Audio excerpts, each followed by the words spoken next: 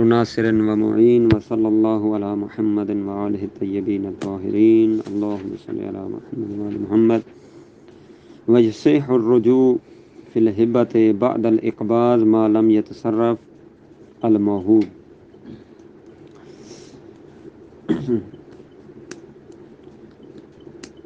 آج فرماتے ہیں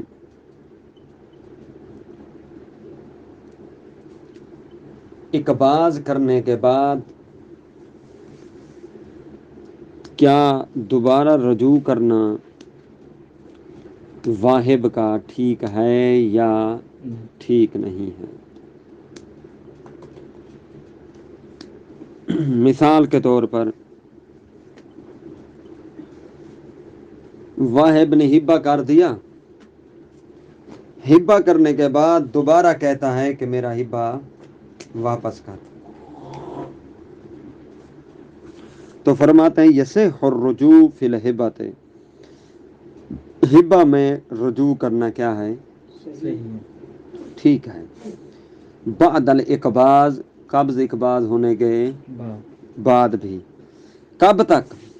فرماتے ہیں ما لم یتصرف الموہوب، جب تک وہ بندہ جس کو ہبہ کیا گیا ہے اس ہبہ شدہ چیز میں تصرف نہ کرے، تب تک آپ واہب صاحب کیا کر سکتے ہیں؟ رجوع کر سکتے ہیں۔ اگر اس نے تصرف کر لیا ہے تو پھر رجوع نہیں کر سکتے۔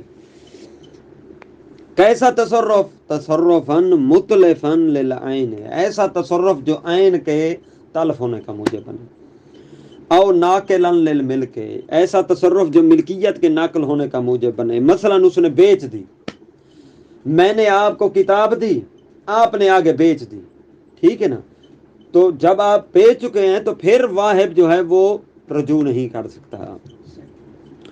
او مانعاً من الرد، یا ایسا تصرف ہو جائے جو واپس پلٹانے سے کیا ہو؟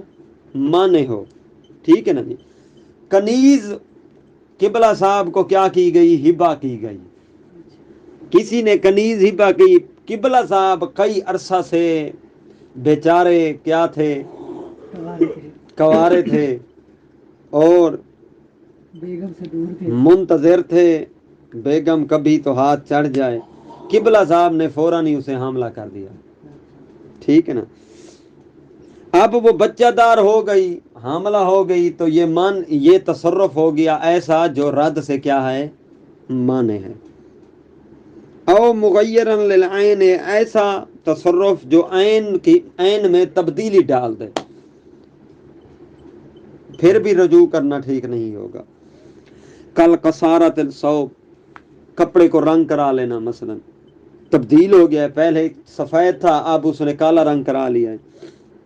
ونجارت الخشب، اس نے لکڑی کی میز بنا لی، پہلے لکڑی تھی اب اس نے میز بنا لی اس کی۔ وطحن الحنطہ، اسی طرح ہنتا تھا اس کو کیا کر لیا اس نے؟ آٹا بنا دیا۔ الاقوا فی الاخیر، یہ جو آخیر ہے نا یعنی آخری، ہنتا کا آٹا بن جانا یہ بھی تصرف کہلاتا ہے۔ تو فرماتے ہیں یہ اقوا قول کی بنا پر ہے۔ اب اقوا کے مقابلے میں قوی قول کیا کہے گا کہ طحین بن جانا اس کا، ہنتا کا، یہ تصرف کا موجب نہیں بنتا، جس کی وجہ سے رجوع کرنا ٹھیک نہ ہو، ایسے تصرف کا موجب نہیں بنتا، یہ مقابل میں قول آئے گا۔ لیکن اقوا قول یہی ہے کہ ہنتا کا طحین ہو جانا یہ بھی ایسا تصرف ہے جس تصرف کے بعد پھر واہب ہبہ کی طرف رجوع نہیں کر سکتا۔ اچھا، وکیلا، دیکھیے انہوں نے کہا ہے یہ والے تصرف اگر کر لے تو پھر رجوع کرنا جائز نہیں ہے۔ ایسے تصرف جو تصرف متلف عین ہو، تلف کا موجب بنے عین کے، یا ملک کی نقل کا موجب بنے، یا مانع من الرد ہو، یا عین کو تبدیل کرنے والا ہو، یہ والے اگر تصرف ہو جائے ان میں سے کسی قسم کا تصرف تو پھر رجوع ٹھیک نہیں ہے۔ لیکن کیل والا قول ہے جس کے قائل سید مرتضی علم الہدا ہیں، وہ فرماتے ہیں مطلق و تصرف، ہر کوئی بھی قسم کا تصرف ہو وہ عدم جواز رجوع کا موجب بن جاتا ہے. کسی قسم کا بھی اگر تصرف کر لیا ہے اس بندے نے جس کو چیز ہبہ کی گئی ہے، تو اس کسی قسم کا بھی تصرف کر لیا ہے، تصرف کرنے کے بعد واہب اس ہبہ کی طرف رجوع نہیں کر سکتا. سید مرتضی علم الہدیٰ کا وہ ظاہر العبارہ. شہید ثانی فرماتے ہیں مصنف کی عبارت کا ظہور بھی اسی بات میں ہے.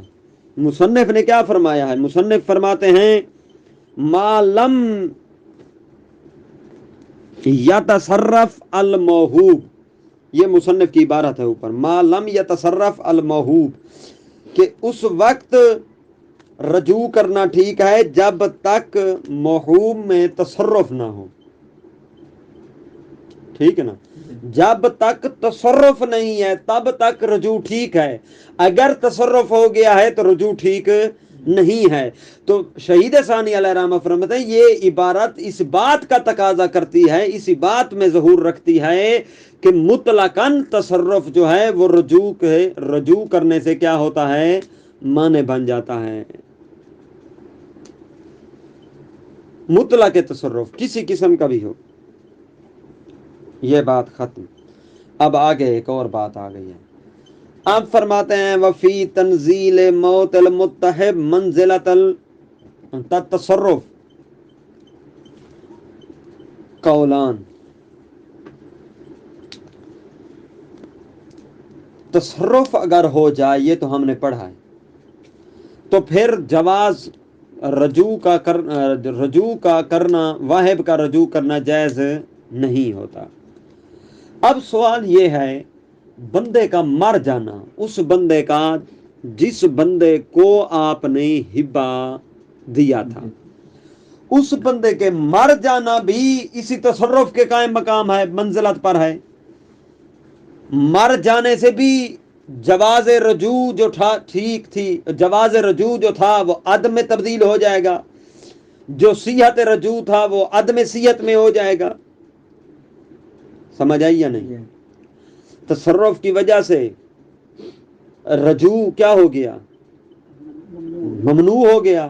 کیا موت کے ذریعے سے بھی رجوع ممنوع ہو جائے گا؟ فی ہے قولان، اس کے بارے میں کیا ہیں؟ دو قول ہیں. پہلا من دلیل شروع ہو رہی ہے پہلے قول کی. پہلا قول ہے یعنی جواز اور رجوع، یعنی موت متحب جو ہے یہ تصرف کے نازل بمنزلہ ہوتی ہے، قائم مقام ہوتی ہے. اس قول کی دلیل شروع ہو رہی ہے. یہ پہلا قول ہے کہ موت متحب کیا ہوتی ہے؟ تصرف کی قائم مقام ہوتی ہے. اس کی دلیل شروع ہونے لگی ہے. فرماتے ہیں من عدم وقوع التصرف من المتحب، کیونکہ متحب سے کوئی تصرف ہی وقوع پذیر نہیں ہوا، تو پھر کیسے آپ کہتے ہیں کہ اس کا کرنا، رجوع کرنا جائز نہیں ہے؟ یہ جواز رجوع بن جائے گا نا، جواز رجوع کی دلیل بن جائے گی. کیا کہہ رہے ہیں؟ من عدم وقوع التصرف من المتحب، وہ تو مر گیا ہے، جس کو ہبہ کیا ہے وہ تو فوراً مر گیا. اب اس کے مرنے سے کوئی تصرف تو لازم نہیں آیا، تو لہذا رجوع کرنا ٹھیک ہے. تو پتہ چلا موت تصرف کے قائم مقام نہیں ہے.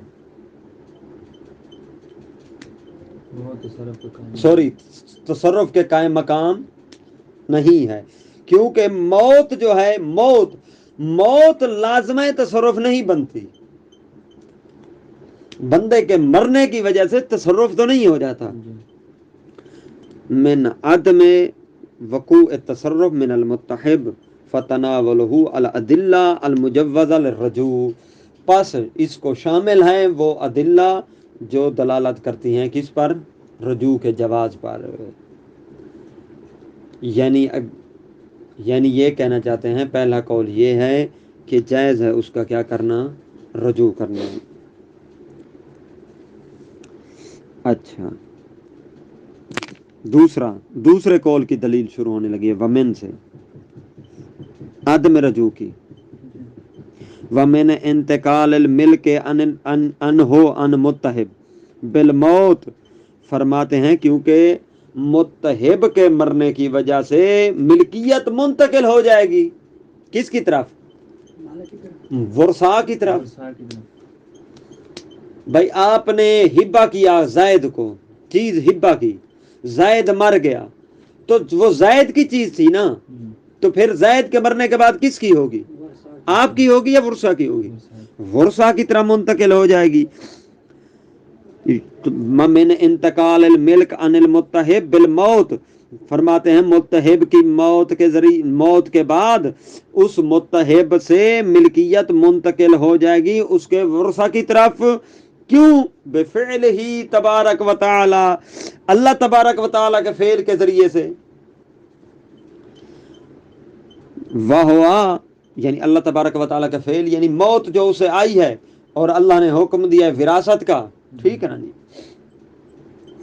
وہوا اقوی من نقلہ بفعلہ. اب یہاں پر ایک بڑا دقیق نقطے کی طرف ہے، پہلے ترجمہ سن لیں. وہوا یعنی انتقال بفعل اللہ، اللہ کی فعل کے ذریعے سے اس چیز کا منتقل ہونا دوسرے کی ملکیت کی طرف، یہ زیادہ قوی ہے من نقل ہی بفعل ہی، خود متحب کے اپنے فعل کی وجہ سے نقل ہونے سے. یہ لفظی ترجمہ ہے. کیا کہنا چاہتے ہیں؟ سمجھ آئی ہے؟ نہیں آئی؟ ایک چیز بندہ خود دے دے وراثت میں، آسان نہ، وراثت میں نہیں. یا پیچھے تھوڑا جائیں، پیچھے کیا کہا تھا؟ رجوع کرنا ٹھیک نہیں ہے. تصرف جو اگر کیوں؟ تصرف ہو گیا، کون سا تصرف؟ یعنی نقل ملک والا. اگر آپ نے، سنیے گا، آپ نے کس کو دی چیز؟ زید کو. پیچھے ابھی ہم اوپر کہہ چکے ہیں ناقلن للملک، تصرف جو ناقل ہو ملک کے لیے اوپر کہا ہے دوسری لائن میں، ٹھیک ہے نا، وہ عدم جواز رجوع کا موجب بنتا ہے، یہ ابھی آپ نے کہا ہے. تو فرماتے ہیں وہ ملکیت جو منتقل ہوئی تھی، زید نے چیز عمر کو بیچ دی، اسی وجہ سے آپ رجوع زید کی طرف نہیں کر سکتے اس ہبہ کو واپس لینے کے لیے. یہ ملکیت جو نقل ہوئی تھی کس کی وجہ سے ہوئی تھی؟ خود اسی زید کی وجہ سے، زید نے بیچی تھی نا. اگر زید کے اپنے فعل کی وجہ سے، توجہ کیجئے گا، ملکیت منتقل ہو جائے تو پھر کیا ہوتا ہے؟ رجوع کرنا جائز نہیں ہوتا. تو یہیں پر روک کر جملہ سنیے گا کہ بلا یہ جو مر گیا ہے یہ کس کے فعل کی وجہ سے مرا ہے؟ احسنتم بقدرت اللہ. اور اس کے مرنے کی وجہ سے پھر مال ہو گیا کس کی طرف منتقل؟ ورثاء کی طرف. تو یہاں پتہ چلا اللہ کے فعل کی وجہ سے مال منتقل ہوا ہے.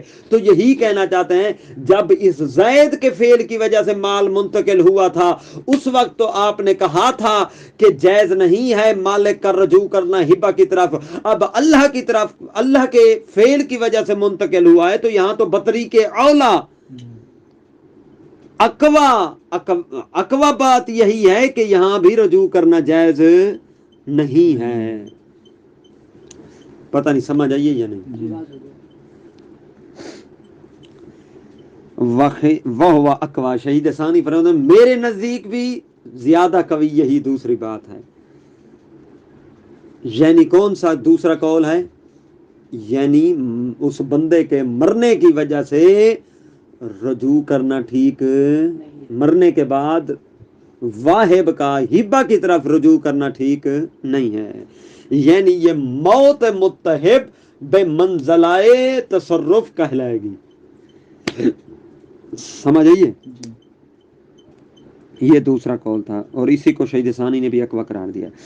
آگے وخیرۃ المصنف فی الدروس والشرح، اور اسی قول کو، دوسرے قول کو مصنف نے اختیار کیا اپنی کتاب دروس میں اور شرح ارشاد میں.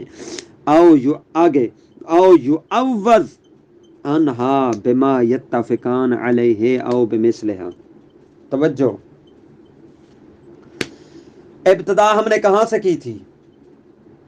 ابتدا ہم نے یہاں سے کی تھی کہ واہب ہبہ کی طرف رجوع کر سکتا ہے، یہ صحیح ہو، ٹھیک ہے.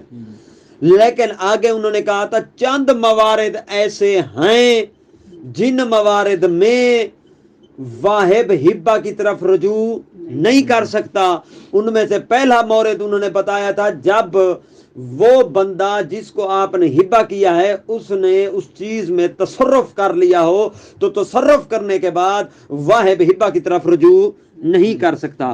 اب دوسرا مورد آ گیا ہے، کل 3 مورد ہیں، دوسرا مورد آ گیا ہے. دوسرا او یعوض، یا اس کی عوض کوئی چیز. ہاں اس وقت تک رجوع کرنا ٹھیک ہے جب تک وہ ہبہ معوضہ نہ بنا ہو، یعنی اس ہبہ کے بدلے میں اس نے کوئی عوض نہ دیا ہو. اگر اس نے کوئی عوض بھی دیا ہے تو پھر رجوع کرنا ٹھیک. واضح؟ آپ نے زید کو کتاب دی، زید نے ساتھ کیا کہ دے دیا، اس کے عوض میں آپ کو ایک قلم دے دیا یا کوئی اور چیز دے دی، کاپی دے دی یا کسی اور طرح عوض قرار دے دیا گیا. انہا او یعوض، یا کیا ہو جائے، ہبہ معوض ہو جائے تو پھر بھی نہیں ہوتا، پھر بھی رجوع کرنا ٹھیک نہیں ہے. کون سا عوض؟ بما یتفقان علیہ، جس عوض پر یہ دونوں متفق ہو جائیں. کون دونوں؟ ہبہ کرنے والا اور ہبہ لینے والا. او بمثلہا، یا ہبہ کی مثل پر اتفاق ان کا ہو جائے. مثال کے طور پر ایک کتاب دی اور ایک لی، ٹھیک ہے نا جی. او قیمتھا، یا اس کی قیمت، ایک کتاب دی اور اس کی کتاب ہبہ کے طور پر دی لیکن اس کی قیمت لے لی. قبلہ سن رہے ہیں؟ یہ ہبہ بھی ہو سکتا ہے اور ہبہ میں خمس مع الاطلاق، ٹھیک ہے نا جی. مع الاطلاق سے مراد جب کیا ہو، عوض مطلق، دونوں مطلق قرار دیں عوض معوض کو تو پھر دونوں آ سکتے ہیں، قیمت بھی اور مثل بھی.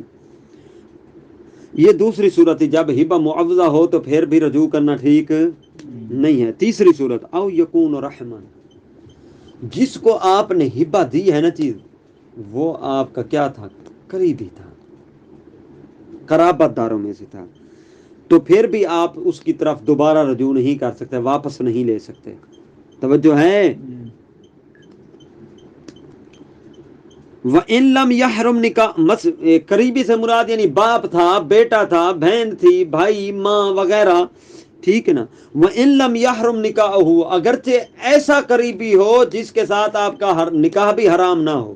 مثلا چچا کی بیٹی تھی، چچا کی بیٹی سے آپ کا نکاح جائز ہے یا حرام ہے؟ جائز ہے. اس کو آپ نے ہبہ کیا تو یہ ہبہ واپس نہیں ہو، چاہے کزن کی بیٹی ہو، ٹھیک ہے نا جی.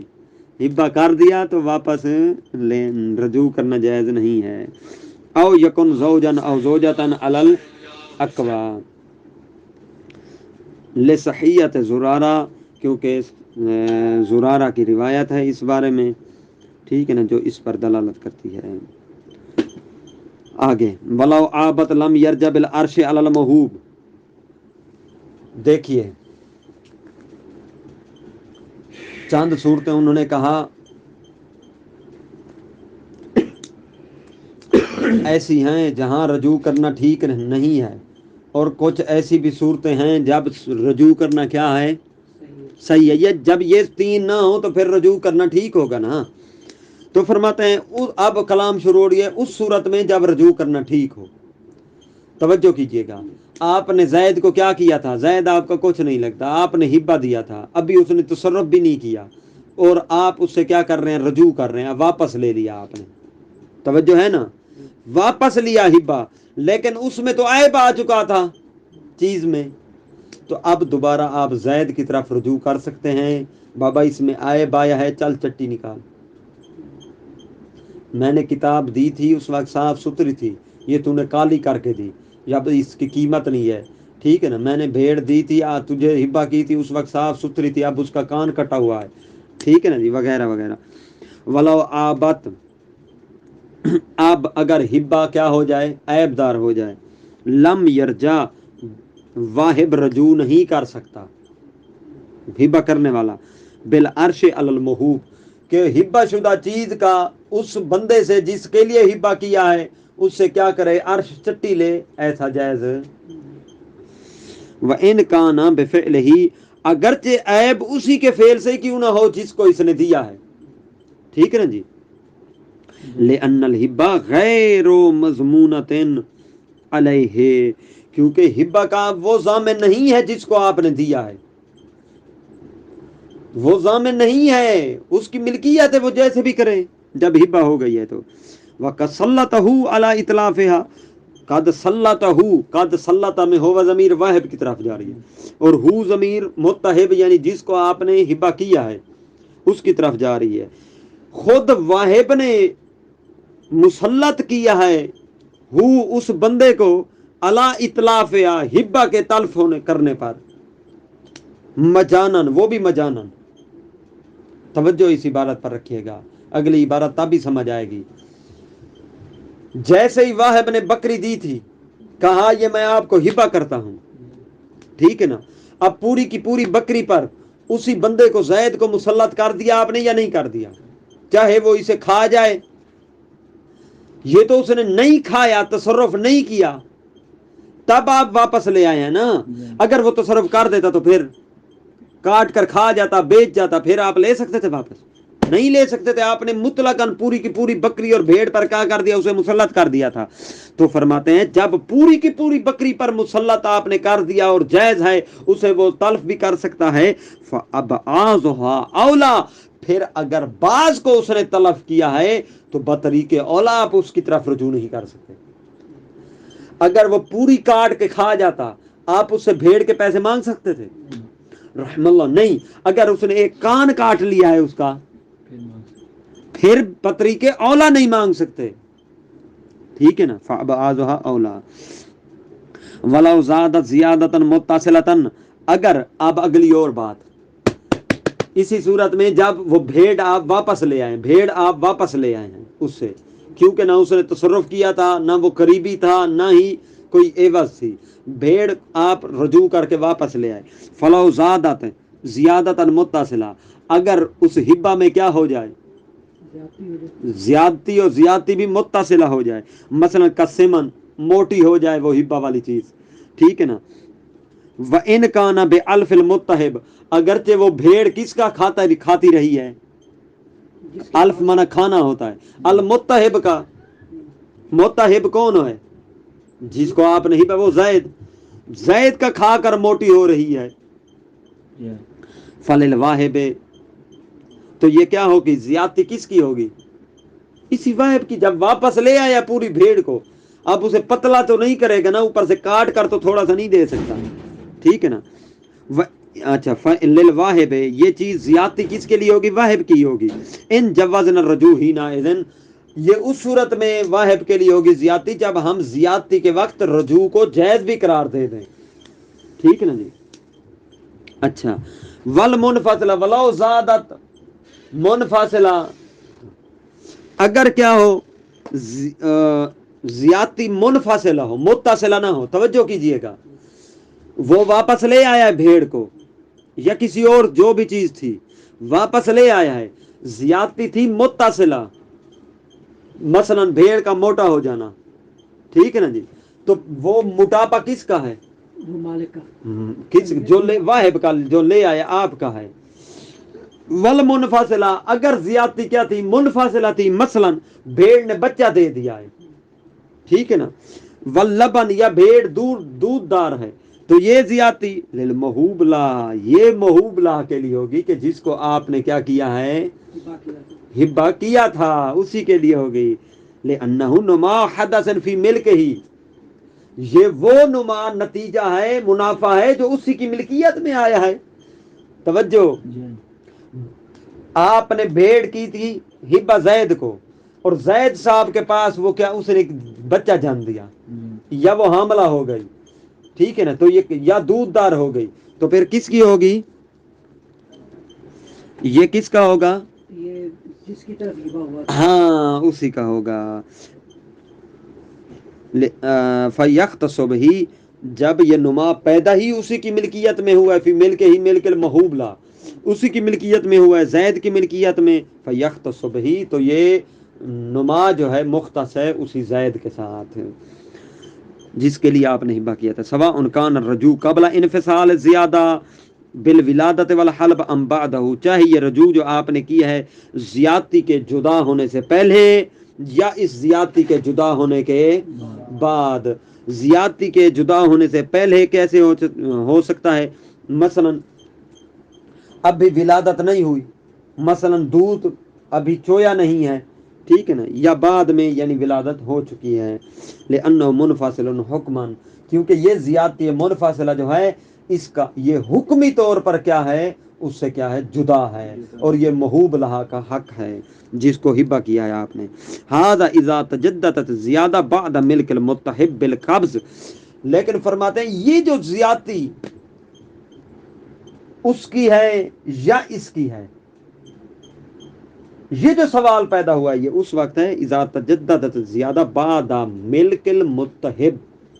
محوب لا اور متحب ایک ہی ہے، وہی زید جس کو آپ نے ہبہ کیا ہے. جب یہ زیادتی پیدا ہو متحب کی ملکیت کے ہاں بعد، اس کی ملکیت کے اندر یعنی. اچھا تو پھر دو صورتیں بنیں گی نا. آپ نے ہبہ کر دی اسے بھیڑ، اور اسے ہبہ کرنے کے بعد زیادتی آ گئی. زیادتی اگر متصلہ ہو تو پھر آپ جب رجوع کر کے واپس لے ہیں تو یہ زیادتی آپ کی ہے. اگر زیادتی منفصلہ ہو تو وہ منفصلہ زیادتی کس کی ہے؟ محوب لا کی ہے. فلو کان قبلہ، اگر یہ جو زیادتی ہوئی ہے یہ ہوئے قبل القبض، قبض سے پہلے، تو فہی للواہب ہے، تو یہ زیادتی کس کی ہوگی؟ آسان سمجھ آئیے. کیسے واہب کی ہوگی پتہ چلا؟ دیکھیے گا، سنیے سنیے. وہ بچے دار ہوئی اور آپ نے ہبہ کر دیا. وہ بھیڑ بچے دار ہوئی، آپ نے کس کو؟ زید کو ہبہ کر دیا. اب آپ نے رجوع کر لیا، اور ادھر ہوئی بچے دار تھی. زیادتی تو پہلے سے ہی آئی تھی، کب سے پہلے، تو پھر یہ زیادتی کس کی ہے؟ اسی مالک واحد کی، رجوع کرنے کے بعد. آگے ولو واہبا او واقفا او تصدق فی مرض موت ہی فہیا من الثلث، اگر کسی بندے کو تقوی آ جائے، دوست کے بارے میں رحم دلی آ جائے، وہ کسی چیز کو ہبہ کر دے، او واقفا یا مدرسے مسجد سکن کے لیے کوئی چیز وقف کرنا چاہے، او تصدقہ یا صدقہ کرنا چاہے، لیکن یہ کام کب کر رہا ہے؟ فی مرض موت ہی، موت کے بستر پہ لیٹا ہوا ہے، اب یہ کام کرنا چاہ رہا ہے، تو فرماتے ہیں فہی من الثلث، تو یہ ہبہ کرنا چاہے صدقہ دینا چاہے، چاہے وقف کرنا چاہے، یہ اپنے ترکے کا تیسرا حصہ کر سکتا ہے، باقی دو حصے چھیڑ بھی نہیں سکتا، ہاتھ بھی نہیں لگا سکتا. ٹھیک ہے نا جی. اللہ اجود القولین، اچھا دو قولوں میں سے اجود قول کی بنا پر یہی ہے. الا ان یجیز الوارث، ہاں اگر وارث اجازت دے دیتے ہیں تو پھر کر سکتا ہے. بیٹے کہہ دے بابا تیرا دل ہے تو تم ساری وقف کر دے مسجد میں، تو پھر ٹھیک ہے. وَمِثْلُهُ مَا لَوْ فَعَلَ ذَلِكَ فِي حَالَةِ الصِّحَةِ، اسی کی مثل ہے اگر وہ کرتا ہے حالت صحت میں.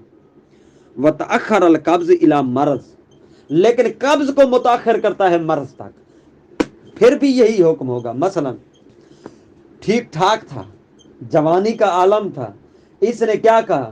اس نے کہا کیا میں اپنا یہ سارا کا سارا ترکہ، میں اپنا ترکہ کیا کرتا ہوں؟ زید کے لیے، اپنے دوست کے لیے ہبہ کرتا ہوں، لیکن قبض نہیں کروایا ترکہ. توجہ، اس کے ہاتھ میں نہیں دیا، یہاں تک کہ مرض الموت، موت کی مرض میں آ گیا، تو اب قبض کروانا چاہتا ہے تو کتنا قبض کروا سکتا ہے؟ سارا، تیسرا حصہ. اب ولو شارت فی الہبۃ عوضا یساوی الموہوب نافذت من الاصل لا من الثلث. اب فرماتے ہیں کہ اگر ہبہ میں یہ عوض کی شرط لگائے، ہبہ تو دے لیکن ساتھ عوض کی شرط لگائی تھی اس نے، اتنا عوض جو موہوب چیز جس کو ہبہ کیا ہے اس کے برابر تھا. ٹھیک ہے نا جی. تو یہ ہبہ نافذ ہو جائے گا کس سے؟ اصل مال سے. مثال کے طور پر توجہ، اب یہ ہے کہ مثال کو چینج کر لیتے ہیں. کسی نے آپ کے لیے چیز ہبہ کی، یا آپ نے چلو زید کے لیے، آپ کو ابھی زندہ رہنا ہے، آپ نے زید کو ہبہ کی، اور یہ جو بھیڑ آپ نے دی تھی اس کے بدلے میں عوض میں اس زید نے 5,000 روپیہ بھی دینا تھا. بھیڑ بھی 5,000 کی تھی مثال کے طور پر. زید مر گیا، بستر مرگ پہ آ گیا. اب کتنا ہو گیا؟ اب مال کے 1600 بغیر تو ذہن میں آ گئے نا، ٹھیک ہے نا. اب اس کا عوض کہاں سے دیا جائے گا بھیڑ کا؟ تو فرماتے ہیں اصل مال سے دیا جائے گا. لأن ہبہ معاوضۃ بالمثل، کیونکہ ہبہ جو ہوتا ہے وہ کیا ہوتا ہے؟ مثل کے معاوض ہے. یہاں ہبہ مفت میں نہیں ہے، یہاں مثل کے معاوض ہے. اس کی ہبہ کی مثل، اس بھیڑ کی مثل قیمت دینی پڑے گی. کل بے، یہ تو یہ بے کی مثل ہو جائے گا، بے ثمن المثل. جس طرح کے بے میں یہی ہوتا ہے، اگر کتاب بیچی ہے تو اس کی مثل آپ قیمت لیں گے، ٹھیک ہے نا جی. کتاب آپ نے بیچی ہے. بے اور ہبہ یہاں ایک طرح کے ہو جائیں گے جب ہبہ معوضہ ہو. فرماتے ہیں اگر ہبہ معوضہ ہو تو یہ بے کی طرح ہے. کیسے؟ آپ اور ہو بھی ہبہ معوضہ بمثل القیمہ. توجہ، مثال کے طور پر بے میں کیا ہوتا ہے؟ بے میں آپ نے بھیڑ بیچی، آپ نے کہا یہ میری بھیڑ کتنے کی ہے؟ 5,000 روپے کی ہے. تو اس نے آپ کو 5,000 روپیہ دے دیا. اور اگر اسی طرح اگر کام ہبہ میں کرتے ہیں، ہبہ تو آپ بھیڑ کر رہے ہیں دوست کو، لیکن بھیڑ جو 5,000 کی تھی آپ نے کہا تجھے ہبہ تو کر رہا ہوں لیکن اس کا عوض 5,000 دینا، ٹھیک ہے نا جی. تو پھر کیا ہوگا؟ یہ فرماتے ہیں مثل بے ہو جائے گی، تو یہ اصل قیمت سے ادا کی جائے گی نا. اچھا، الثالث، انہوں نے کہا تھا کہ بلا عطیہ العطیہ، یہ اعتبار جنس ہے. اس کے نیچے 4 انواع ہیں. پہلی نوع کیا تھی؟ صدقہ. دوسری نوع تھی ہبہ. تیسری نوع السکنہ. تھوڑا سا کرنا، تیسری نوع ہے السکنہ و توابعها، ٹھیک ہے نا جی، تاکہ کل ختم کریں گے. سکنہ و توابعها پہلے بھی پیچھے گزر چکا ہے قبلہ، اگر آپ کو ذہن میں ہو تو، بات یاد ہو تو. سکنہ کے توابع کون کون سے؟ رقبہ اور عمرہ. رقبہ اور عمرہ، ٹھیک ہے نا. پیچھے گزرا تھا وقف کی باس کی پہلے سبق میں. اچھا، اگر منفعت مشروط ہو اور ملی ہوئی ہو سکن کے ساتھ، اسکان کے ساتھ، تو اسے سکنہ کہتے ہیں. اگر منفعت مشروط ہو اور ملی ہوئی ہو مدت معینہ کے ساتھ تو اسے رقبہ کہتے ہیں. اگر منفعت مشروط ہو اور ملی ہوئی ہو تمام عمر کے ساتھ تو اسے عمرہ کہتے ہیں. یہ 3 تعبیریں ہیں. تو سکنہ و توابعها یہ بھی عطیہ کی قسم ہے. مثلا سکنہ کیسے کیا جاتا ہے عطیہ؟ بندہ کہے اسکنتک هذه الدار مدتا معینتا، تو یہ رقبہ بن جائے گی، ٹھیک ہے نا. یا یوں کہ مدت عمری یا مدت عمرک، جب تک تو زندہ ہے یہ تیرا ہے، تو یہ کیا بن جائے گی؟ یہ رقبہ بن جائے گی. ہاں، عمرہ بن جائے گی، عمرہ. اچھا، مکان الاولا عقد الباب للعمرہ. شہید ثانی فرماتے ہیں بہتر یہ تھا کہ باب کا جو نام رکھتے تھے نا، الثالث سکنہ نہ رکھتے، الثالث العمرہ رکھتے. پھر التوابعها میں سکنہ آ جاتی اور رقبہ بھی آ جاتی، اس کی بہن، ٹھیک ہے نا. باب کا نام انہوں نے کیا رکھا ہے شہید اول نے؟ السکنہ. شہید ثانی فرماتے ہیں اولا یہ تھا کہ یہ کیا رکھتے؟ عمرہ نام رکھتے. کیوں؟ لأنها اعم موضوعا لا مطلقا، کیونکہ موضوعاً جو ہے یہ عمرہ اعم ہے سکنہ سے. منفعت جو مشروط ہے اس کو آپ نے ملایا ہے کس کے ساتھ؟ مدت عمر کے ساتھ، کہ جب تک تو زندہ ہے میں تجھے یہ چیز ہبہ کر رہا ہوں. یہ چیز فرماتے عمرہ आम है सुकना से। कैसे? सुकना किसे कहते हैं? सुकना घर को कहते हैं। तवज्जो, सुकना घर को कहते हैं। अब पूरी उम्र के लिए आप घर भी हिब्बा कर सकते हैं, गाड़ी भी कर सकते हैं। तो उम्रा आम हो गई घर से और गाड़ी से, लिहाजा सुकना से आम है ये। वाज़े? कमा फ़अल फ़ी दुरूस, जिस तरह के मुसन्निफ ने खुद मुसन्निफ अलैहिर्रहमान ने दुरूस में यही काम किया है कि बाब को ताबीर किया है उम्रा के साथ। वला बुद्दा फ़ीहा मिन इजाबन व कबूलन, सुकना में फरमाते हैं और उसके तवाबुहा में बहनों में इजाब और कबूल भी जरूरी है। इजाब मालिक की तरफ से होगा और कबूल साकिन की तरफ से होगा, लेने वाले की तरफ से।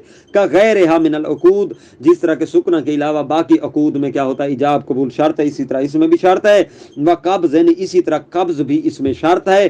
कब्ज़ इकबाद होगा तो मामला ताम होगा। अला तकदीर लज़ूमिहा, इस बिना पर कि ये सुकना क्या है? अक़द लाजिम है। लज़ूमिहा कब? जब ये क्या हो? मुक़य्यदा हो।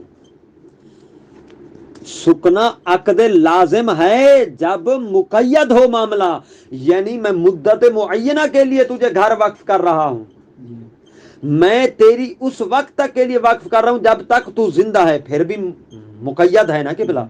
तो इन दोनों सूरतों में ये मामला मुक़य्यद है और ये क्या है? अक़द लाजिम हो जाएगा। अक़द लाजिम यानी फिर आप इसे वापस नहीं ले सकते।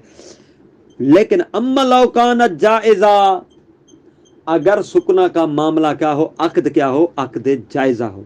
तो ये दो सूरतें बन रही हैं। सुकना का अक़द लाजिमा भी हो सकता है और अक़द लाजिमा कब होगा? जब मामला क्या हो? मुक़य्यदा हो। और अक़द जायज़ कल मुतलका, जब क्या हो? असंत। मुतलका यानी मुद्दत के साथ मुअय्यन ना हो, बस इतना कहे कि ये घर तुझे हिबा करता हूं, तो ये गैर मुअय्यन है, तो ये अक़द जायज़ है। तो यहाँ रजू करना भी जायज़ होता है कि बिला वापस भी घर आप हिबा करने के बाद ले सकते हैं, तीन शराइत के साथ जो पीछे आज हमने पढ़ी हैं कि क्या हो? तसर्रुफ, जिसको आपने हिबा किया उसने अभी तक तसर्रुफ ना किया हो, एक। दूसरा ये कि इस घर का एवज तो नहीं लिया था आपने, या गाड़ी का या भेड़ का नहीं लिया था। तीसरा, जिसको आपने दिया वो आपका करीबी तो नहीं था। ये तीनों सूरतें ना हो तो फिर वापस भी हिब्बा करके ले सकते हैं। अगर इनमें से कोई एक आ गई है, रिश्तेदार को दिया है, करीबी को, तो वापस नहीं ले सकते। और एवज था तो वापस नहीं ले सकते। उसने तसर्रुफ कर लिया है फिर भी वापस नहीं ले सकते। कान अल इकबाज शर्तन फी जवाज तसल्लुत अलल इंतफा, फरमाते हैं कल मुतलक कान अल इकबाज शर्तन, इकबाज क्या है? शर्त है किसमें? जवाज तसल्लुत अलल इंतफा, इंतफा में मुसल्लत होने के जवाज पर इकबाज क्या है? शर्त है। कब जो इकबाज होगा कि भला तभी आप उसको इंतफा पर क्या करेंगे? मुसल्लत करेंगे, मनफत पर नहीं, इंतफा पर, कि भला अच्छा